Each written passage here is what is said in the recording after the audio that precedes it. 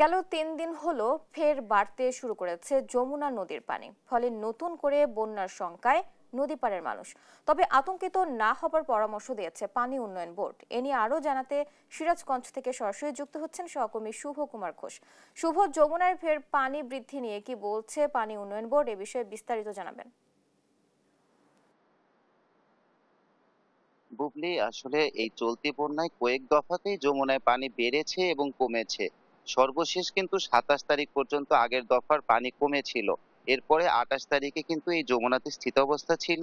29 তারিখ থেকে কিন্তু ফের আসলে পানি বাড়তে শুরু করেছে, তবে পানি বাড়ার হারটা কম। আজকে কিন্তু গত 24 ঘন্টায় এই সিরাজগঞ্জে যে দুইটি পয়েন্ট রয়েছে, সিরাজগঞ্জ পয়েন্টে, শহর পয়েন্টে কিন্তু 9 সেন্টিমিটার এবং কাজীপুর পয়েন্টে কিন্তু 11 সেন্টিমিটার পানি বেড়েছে। এর আগেও যে 2 দিন বেড়েছে, সেই 2 দিনের কিন্তু পানির হার বাড়ার যে হারটা আরো কম ছিল, সেটা 2 সেন্টিমিটার এবং 4 সেন্টিমিটার করে। তবে পানি উন্নয়ন বোর্ড কিন্তু বলছে যে এভাবে আরো কয়েকদিন পানি বেড়ে সর্বোচ্চ 45 থেকে 60 সেন্টিমিটার পর্যন্ত কিন্তু পানি বাড়তে পারে। তারা বলছেন যে সর্বোচ্চ এই পর্যন্ত বাড়তে পারে, তবে এরপরে পানি একদমই নেমে যাবে।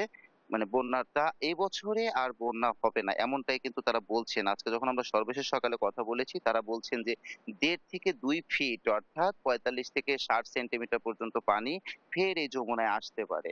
তবে এটা কিন্তু বলছেন যে আসলে মূলত উজানের যে পাহাড়ি ঢল এবং মাঝখানে যে ভারী বর্ষণ হয়েছে, সেটার কারণেই কিন্তু এই পানিটা। তবে তারা বলেছেন যে নদী পাড়ে মানুষ, যেমন সিরাজগঞ্জের নদী পাড়ে যারা আছেন, যমুনা সংলগ্ন যারা আছেন, তারা কিন্তু একটু নদীতে পানি বাড়তে থাকলে আতঙ্কিত হয়ে পড়েন। তাদের মনে একটা বন্যার ভয় কাজ করে। তারা বলছেন, পানি উন্নয়ন বোর্ড, যে নদী পাড়ে মানুষ যেন আতঙ্কিত না হয়। এবার এই বছরে, চলতি বছরে আসলে তাদের কাছে এখনো যে 15 দিনের পূর্বাভাস রয়েছে, সেই পূর্বাভাস অনুযায়ী চলতি বছরে আর বন্যা হবে না, এমনটাই বলছেন। পাশাপাশি কিন্তু এই যে এই দফায় যে পানিটা বাড়া শুরু করেছে 3 দিন হলো, এই দফাতে কিন্তু নতুন করে কোনো নিম্নাঞ্চল প্লাবিত হওয়ার বা কোনো ফসলি জমি প্লাবিত হওয়ার কিন্তু তথ্য পাওয়া যায়নি। পাশাপাশি যে কোনো পরিস্থিতি কিন্তু মোকাবেলায় রয়েছে আসলে জেলা প্রশাসন। জেলা প্রশাসন কিন্তু বলছেন যে তাদের পক্ষ থেকে যদি ভারী বন্যাও হয়, সেই বন্যার জন্যও তারা যথেষ্ট প্রস্তুত রয়েছেন। পাশাপাশি যে কৃষি জমির তথ্য রয়েছে, সেই কৃষি জমিতে আগে যে জমিগুলো আক্রান্ত হয়েছিল, তার বাইরে কিন্তু নতুন করে কোনো কৃষি, আসলে যমুনার নতুন করে পানি বৃদ্ধির আমার কাছে সর্বশেষ তথ্য।